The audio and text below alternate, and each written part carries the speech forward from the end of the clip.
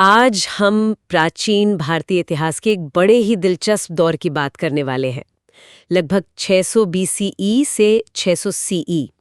ये 1200 साल आप सोचिए, राज्यों के बनने बिगड़ने, अर्थव्यवस्थाओं के बदलने और नए शहरों के उभरने का समय था। हमारे पास इससे समझने के लिए कई तरह के स्रोत हैं। इंस्क्रिप्शंस हैं, टेक्स्ट हैं, कॉइन्स मिले हैं और आर्कियोलॉजिकल फाइंड्स भी। तो हमारा मकसद है इन सब स्रोतों से मिली जानकारी के जो सबसे जरूरी हिस्से हैं उन्हें समझना। चलिए शुरू करते हैं। हाँ, बिल्कुल।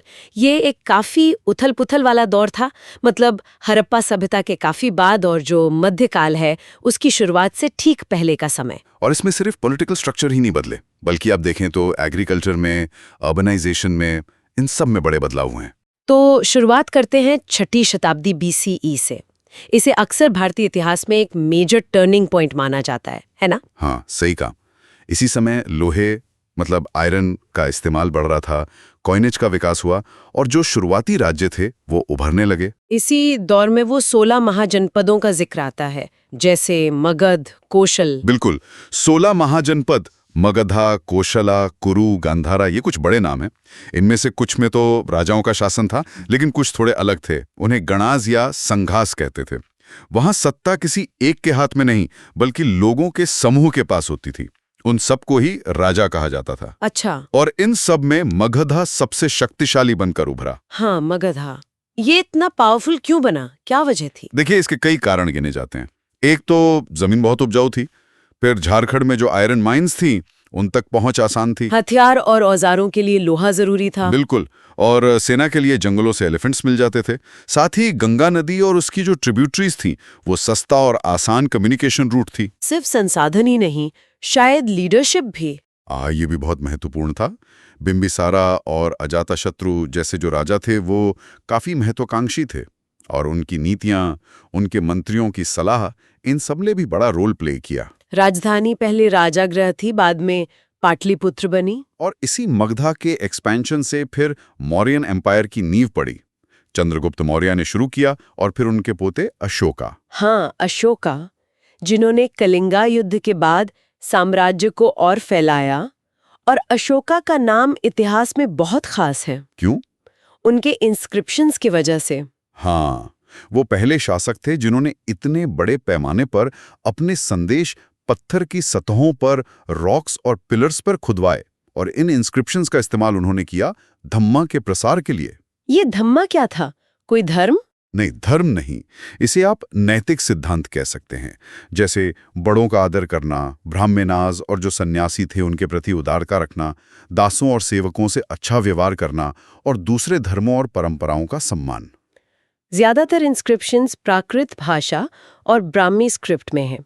हालांकि उत्तर पश्चिम में खरोश्ती, अरामाइक और ग्रीक स्क्रिप्ट्स भी मिलती हैं। और 1830 में जेम्स प्रिंसेप ने जब ब्राह्मी और खरोश्ती को पढ़ लिया, तब जाकर अशोका की पहचान पियादसी के रूप में हुई। ये तो बहुत बड़ी बात थी। बिल्कुल बिल्कुल, इसने एंशिएंट इंडियन हिस्ट्री की स्टडी को एक नई दिशा दी। वैसे मौर्यन प्रशासन के बारे में हमें और भी स्रोतों से पता चलता है। जैसे मेगस्थनीज का अकाउंट है, कौटिल्य का अर्थशास्त्र है। प्रशासन कैसा था? क्या पूरे एम्पायर में एक जैसा था? ऐसा लगता है कि 5 मुख्य केंद्र थे। राजधानी पाटलिपुत्र और प्रांतीय केंद्र जैसे टक्सिला, उज्जैनी, तोसाली, सुवर्णागिरी। लेकिन सोचिए, इतना विशाल और डाइवर्स साम्राज्य, हर जगह एक जैसी व्यवस्था रखना तो मुश्किल रहा होगा। हाँ, बात तो सही है। अशोका ने धम्मा और धम्मा महामत्ता नाम के विशेष अधिकारियों के जरिए साम्राज्य को जोड़ने की कोशिश जरूर की। पर यह साम्राज्य फिर भी सिर्फ 150 साल ही चला। हाँ, लगभग 150 साल। मौर्यों के बाद फिर लैंडस्केप बदलता है। दक्षिण में चोलाज, चेराज, पांड्याज जैसे चीफडम्स उभरते हैं। डेक्कन में सातवाहनाज आते हैं। और पश्चिमोत्तर में शकाज और फिर कुशानास। कुशानाज, इनका क्या खास था? कुशानाज ने, जो लगभग 1st सेंचुरी बीसीई से 1st सेंचुरी सीई तक थे, उन्होंने डिवाइन किंगशिप का आइडिया अपनाया। खुद को देवपुत्र यानी सन ऑफ गॉड कहा। अच्छा, देवपुत्र। हाँ, और अपनी बड़ी बड़ी मूर्तियां बनवाईं। ये शायद अपनी सत्ता को एक डिवाइन लेजिटिमेसी देने का तरीका था। फिर आते हैं गुप्ता एम्पायर, लगभग 4वीं सदी सीई से। इनके बारे में हमें लिटरेचर, कॉइन्स और इंस्क्रिप्शन से पता चलता है, खासकर वो प्रशस्तीस। हाँ, प्रशस्तीस ये राजाओं की तारीफ में लिखी जाती थी। जैसे समुद्रगुप्त की प्रयागा प्रशस्ति बहुत फेमस है। ये तो हुई राजाओं की बात। अब थोड़ा हट के सोचते हैं, गांवों में क्या चल रहा था, खेतीबाड़ी में क्या बदलाव आ रहे थे। हाँ, ये जानना बहुत जरूरी है। एग्रीकल्चर प्रोडक्शन बढ़ाने के लिए नई स्ट्रैटेजीज अपनाई गई। जैसे गंगा और कावेरी घाटियों में प्लाउ एग्रीकल्चर फैला, जिसमें आयरन प्लाउशेयर का इस्तेमाल होता था। लोहे का फाल, इससे गहरी जुताई होती होगी। बिल्कुल। और पैडी ट्रांसप्लांटेशन यानी धान की रोपाई की टेक्निक आई, जिससे उपज बढ़ी। इरिगेशन के लिए वेल्स, टैंक्स, कनाल्स का इस्तेमाल होने लगा। समाज में भी फर्क बढ़ रहा होंगे, अमीर गरीब। हाँ, वो दिखते हैं। लैंडलेस लेबरर्स थे, छोटे किसान थे, और बड़े लैंड होल्डर्स भी थे, जिन्हें गृहपति या दक्षिण में वेलालर कहा जाता था। लैंड ग्रांट्स देने का चलन भी शुरू हुआ। अक्सर ब्राह्मणास को दिए जाते थे, जिन्हें अग्रहारा कहते थे।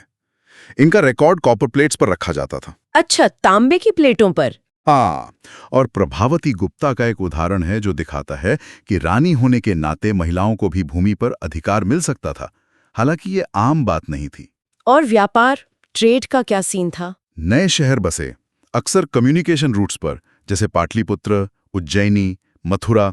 शहरी अमीर लोग क्या इस्तेमाल करते थे, कुछ खास? हाँ, एक खास तरह के बर्तन मिलते हैं, नॉर्दर्न ब्लैक पॉलिश्ड वेयर, बहुत चमकदार काले रंग के। ये हाई स्टेटस का प्रतीक थे। हमें गिल्ड्स यानी श्रेणीज का भी जिक्र मिलता है। ये क्राफ्ट प्रोड्यूसर्स और मर्चेंट्स के संगठन होते थे। और व्यापार कहाँ-कहाँ तक होता था? सिर्फ सबकॉन्टिनेंट के अंदर ही नहीं, बल्कि बाहर भी। Central Asia, Roman Empire, South East Asia तक। स्पाइसेस, खासकर पेपर और टेक्सटाइल्स रोमन साम्राज्य में बहुत पॉपुलर थे। इस ट्रेड में कॉइन्स की क्या भूमिका थी? कॉइन से ट्रेड में बहुत सुविधा हुई। शुरुआती सिक्के थे पंच मार्क कॉइन्स, चांदी और तांबे के, जिन पर निशान बने होते थे। हाँ, ठप्पा मारकर। फिर इंडो ग्रीक्स ने पहली बार ऐसे सिक्के जारी किए जिन पर शासकों के नाम और उनकी इमेज होती थी। कुशानाज ने तो बड़ी संख्या में गोल्ड कॉइन्स जारी किए, जिनका वजन रोमन सिक्कों जैसा था। सोने के सिक्के? हाँ, और गुप्ताज ने भी बहुत शानदार सोने के सिक्के जारी किए। लेकिन 6वीं शताब्दी सीई के बाद सोने के सिक्कों की संख्या कम होने लगती है। क्यों? कोई इकोनॉमिक क्राइसिस? इस पर इतिहासकारों में बहस है। कुछ मानते हैं कि आर्थिक संकट का संकेत था, कुछ कहते हैं कि शायद व्यापार का पैटर्न बदल रहा था। हमने इंस्क्रिप्शंस की इतनी बात की, लेकिन क्या इनसे इतिहास समझना बिल्कुल सीधा और आसान है? नहीं, देखिए, एपिग्राफी यानी इंस्क्रिप्शंस का अध्ययन बहुत जरूरी है, पर इसकी अपनी लिमिटेशंस हैं। क्या मतलब? कभी कभी अक्षर हल्के होते हैं, मिटे हुए होते हैं। शब्दों का सही अर्थ समझना हमेशा आसान नहीं होता। हजारों इंस्क्रिप्शंस मिले हैं, पर सभी पढ़े या ट्रांसलेट नहीं हुए, और न जाने कितने तो समय के साथ नष्ट हो गए होंगे। और ये भी है कि वो किसका नजरिया दिखाते हैं। बिल्कुल, सबसे बड़ी बात यही है। इंस्क्रिप्शंस अक्सर उन्हें बनवाने वालों का नजरिया दिखाते हैं, राजाओं का, अमीरों का।